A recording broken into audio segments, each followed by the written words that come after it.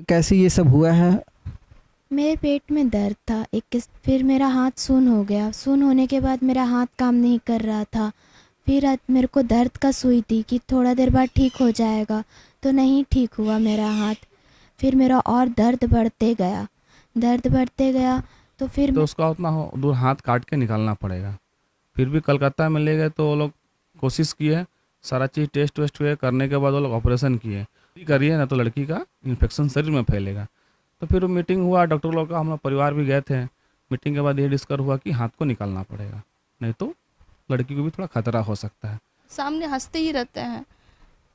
बस यही आप लोग से एडवाइस, इसके आगे का मतलब जीवन का इसका व्यवस्था कुछ अच्छा ऐसा कर दीजिए कि अपना इसके जीवन में कोई चीज़ की कमी नहीं हो। सबसे पहले क्या नाम है आपका? मेरा नाम कली शर्मा है। अली शर्मा है। कितने क्लास में पढ़ती है आप? हम 10th क्लास में पढ़ते हैं। कहाँ से पढ़ाई कर रही हैं? हम इंदिरा विद्या ज्योति हाई स्कूल से पढ़ाई कर रहे हैं। इंदिरा विद्या हाई ज्योति यहीं से पढ़ाई कर रही हैं। कैसे क्या हुआ था? मतलब क्या दिक्कत हुई थी, कैसे ये सब हुआ है? मेरे पेट में दर्द था 21 तारीख को, और मेरे को लूज़ मौसम हो रहा था। तो फिर मैं हॉस्पिटल गई थी। हॉस्पिटल जाने के बाद मुझे नर्स ने एक इंजेक्शन लगाया था। इंजेक्शन लगाने के बाद तो मेरा पेट दर्द ठीक हो गया। फिर उसके बाद मेरे हाथ में जलन देने लगा, दर्द होने लगा। फिर दर्द होने के बाद फिर मेरा थोड़ा देर के बाद मेरा हाथ सून हो गया। ये कौन से अस्पताल आप गई थी? सदर अस्पताल। सदर अस्पताल, ये खास महल। हाँ। हाथों में मतलब सुई लगाया गया? हाँ। फिर मेरा हाथ सून हो गया। सून होने के बाद मेरा हाथ काम नहीं कर रहा था। फिर मेरे को दर्द का सुई थी कि थोड़ा देर बाद ठीक हो जाएगा, तो नहीं ठीक हुआ मेरा हाथ। फिर मेरा और दर्द बढ़ते गया, दर्द बढ़ते गया। तो फिर मैं घर आ गई। फिर घर आने के बाद मुझे बर्फ़ उर्फ़ से सेका गया, तो भी नहीं ठीक हुआ। फिर वहीं हॉस्पिटल में मैं गई थी, तो डॉक्टर लोग देखे। डॉक्टर लोग तुरंत मेरे को रेफ़र कर दिए टीएमएच। टीएमएच में फिर मेरा अल्ट्रासाउंड हुआ। अल्ट्रासाउंड होने के बाद मेरे को बोला गया इसको जल्दी, फिर मेरे को रेफ़र कर दिया कलकत्ता, इसको जल्दी से कलकत्ता ले जाइए। मेरे को 6 घंटा का सुई दिया था कि मतलब जहर फैले नहीं हाथ में। तो मेरे को तुरंत 6 घंटा के अंदर कलकत्ता ले गए मेरे चाचा। ये सदर अस्पताल में आपको बताया था कि मतलब क्या गड़बड़ी हुई है, किस वजह से हम आपको वहाँ रेफ़र कर रहे हैं, ऐसा कुछ बताया था? नहीं, ऐसा तो कुछ नहीं। कुछ नहीं बताया गया। नहीं। तो कब ये महसूस हुआ कि मतलब हमारे दिक्कत ज़्यादा बढ़ चुकी है, मतलब अब इसका मतलब कोई? तो हाथ उठाने में बहुत इजी लग रहा था, सुन हो गया था। अब तो समझ में नहीं आ रहा कि क्या करेगी ये। तो फिर अपना चाचू इसके साथ गए थे, इनके चाचू थे इनके साथ। हाँ हाँ, आइए। हाँ रुकिए। अब तो उसके आगे तो हमको नहीं मालूम है, हम तो नहीं थे यहाँ, हम तो पहले से ही कलकत्ता गए हुए थे। फिर ऐसा सब बोला गया फ़ोन पे, तब हम लोग को मालूम चला। मैं कहा ठीक है आप लेके आइए यहाँ पर, हम लोग ये इस अस्पताल में ये करते हैं। यहाँ से आप अपने घर से सीधे टीएमएच ले गए या फिर अस्पताल से वहाँ से आपको? ये मेस से होके तब फिर वहाँ कलकत्ता रेफर किया गया है। यहाँ जैसे आपने सदर अस्पताल से पहले घर लेकर के आए कि मतलब वहीं टीएमएच रेफर किया है। सीधे? हाँ, फिर वहाँ से टीएमएच से फिर कलकत्ता रेफर किया। टीएमएच में आपको क्या बताया गया था? इसको तो चाचू को उनको पता है, वही गए थे उनके साथ। हाँ हाँ। तो टीएमएच में यही बोला गया है कि मतलब आप जल्द से जल्द इसको कलकत्ता ले जाइए, आप हम 6 घंटा का सुई देते, यहाँ का इसका कोई इलाज नहीं है।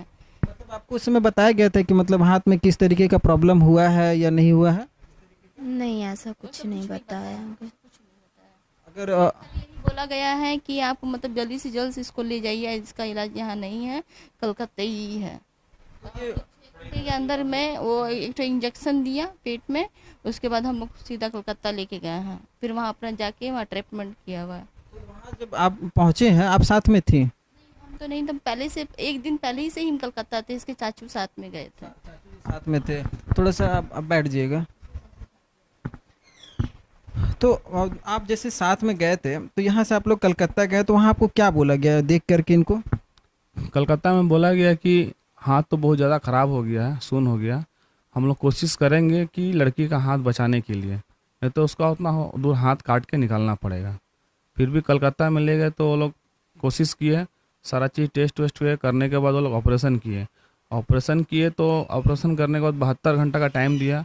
बोला कि 72 घंटा में अगर हाथ ठीक हो गया तो ठीक है, और नहीं तो फिर हाथ को काटना पड़ेगा। तो वही 72 घंटा के बाद हाथ तो ठीक हुआ नहीं। फिर वो लोग फिर भी एक चांस और लिए, फिर और एक बार और ऑपरेशन किए कि ठीक हो जाएगा शायद, एक बार और देखते हैं।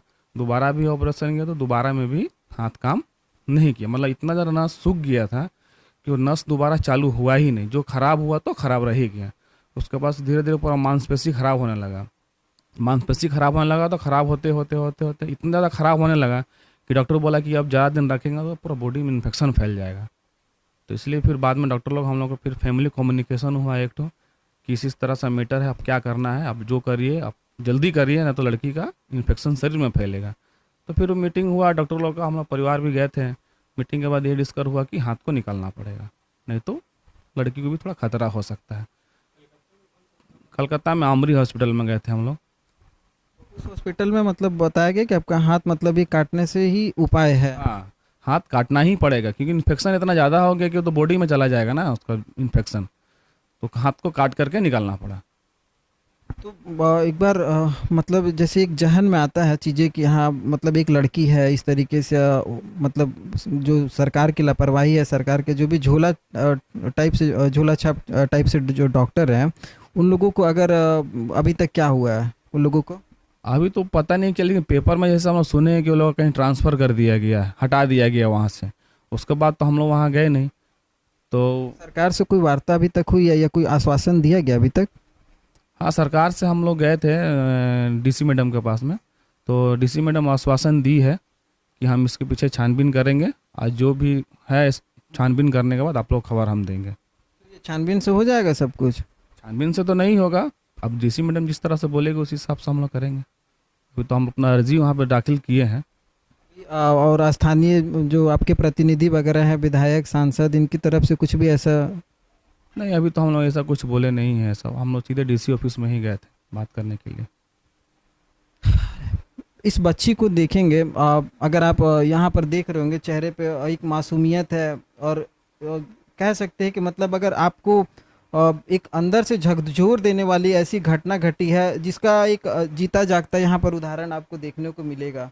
अब कैसे मैं बताऊं, मतलब कई बार होता है कि कोई शब्द नहीं होता है लोगों को बताने के लिए, और यहाँ पर लोग सरकार जो होती है तमाम ऐसे झोला छाप डॉक्टरों को, नर्सों को पकड़ते रहती है, और अपने ही अंदर में ऐसे झोला छाप डॉक्टर जो घूम रहे हैं, और एक उनकी गलती से एक मासूम जो सज़ा भुगत रही है, जिसे अपने हाथों को गंवाना पड़ा है। कल तक जो अपने हाथों से लिखती थी, पढ़ती थी, आज वही हाथ उसके पास में नहीं है।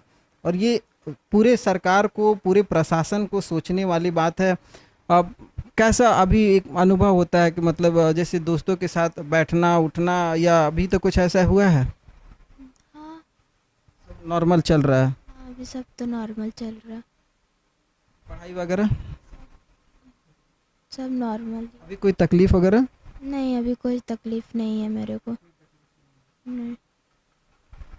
देख सकते हैं कितना जज्बा हुआ है अंदर में, जो एक जज्बा होता है ना वो भरा हुआ है और लड़की के अंदर, कि हाथ नहीं होने के बावजूद भी मतलब अपने आप को लोगों के साथ घुल मिल करके रहना, बातें करना, दोस्तों के साथ मिलना जुलना, पढ़ाई लिखाई सारी चीज़ें चल रही हैं।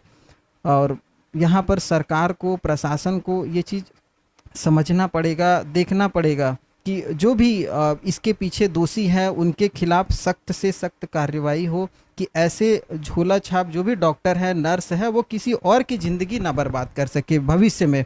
और ऐसी गुजारिश है कि सरकार इस लड़की को कुछ ऐसी सहायता प्रदान करे जिससे इसकी आजीवन जो एक सरकार की तरफ से सहानुभूति दी जाती है, चाहे वो नौकरी के रूप में हो, चाहे वो पैसों के रूप में हो, जो भी हो, जो भी सरकार से बने, वो इसकी आर्थिक तौर पे या नौकरी के तौर पे जो भी सहायता हो, सरकार इसकी मदद करे, जिससे अपने लाइफ में, अपनी ज़िंदगी में एक कुछ मुकाम हासिल कर सके। इसलिए कि बहुत मुश्किल होता है कि अपने शरीर के किसी अंग को मतलब अपने सामने खो देना, ये सब पुराने कहानियाँ सुनी जाती थी आज़ादी के समय की, इस तरीके से होता था। और आज के समय में किसी दूसरे की वजह से, दूसरों की गलतियों की वजह से अपने शरीर को, किसी अंग को खोना पड़ रहा है। तो बहुत बहुत मतलब एक हृदय विदारक जो घटना घटी है। और कैसा लगता है मतलब अपनी बच्ची को देख करके इस हालत में? दुख तो लगता है कि इसको हौसला हम देते हैं, अब इसके आगे भी रो के हम क्या करेंगे, इसको रोएंगे तो फिर इसको भी तकलीफ होगा। घर में तो सबको ही दुख लगता है इसको देखते हैं तो। बहुत दुख होता है, एक माँ का जो दुख होता है वो अपनी बच्ची के लिए बहुत होता है। वो तो है, किसके सामने हंसते ही रहते हैं। बस यही आप लोग से एडवाइस, इसके आगे का मतलब जीवन का इसका व्यवस्था कुछ अच्छा ऐसा कर दीजिए कि अपना इसके जीवन में कोई चीज़ की कमी नहीं हो।